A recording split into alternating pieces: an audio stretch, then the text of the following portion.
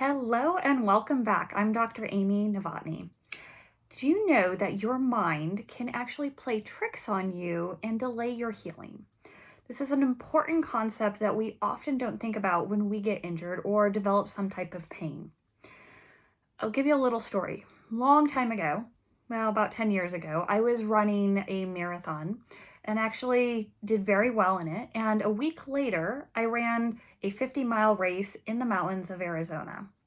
About 40 miles into the run, I tripped over a tree branch that was in the woods and fell and busted open my knee. So it was bleeding, it was swollen, and I got up and I knew I had 10 miles to go. I was not going to stop, and there wasn't really a way to stop. I had to get somewhere for aid, and that was still a few miles away to the next aid station. When I stood up, when I was still on the ground, it was a little bit of a shock. I took some time and gathered myself. Then I stood up and I just stood still for a second. Now, my initial reaction was freeze up, guard, oh my gosh, what happened? Is anything broken? But then I realized my nervous system was kicking in and it was starting to guard my body. So the next thing I did was I started working on my breathing mechanics. I just stood there and I breathed. I breathed to allow my exhalation to relax my body. I let my belly spill out instead of sucking it in.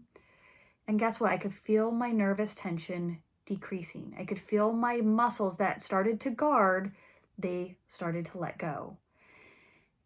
And then I could start walking and breathing.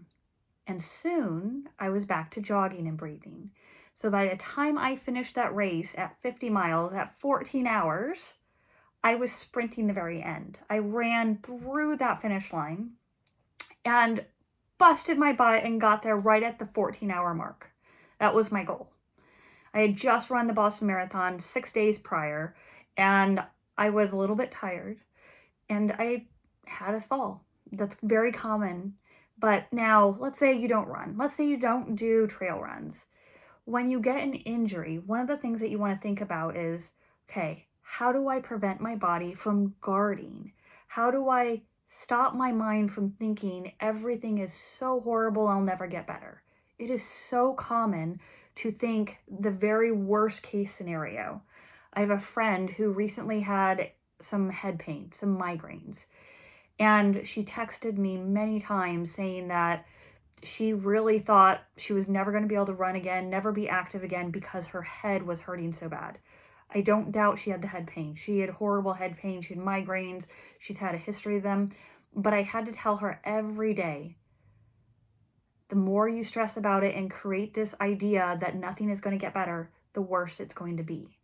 Because the body responds to our thoughts.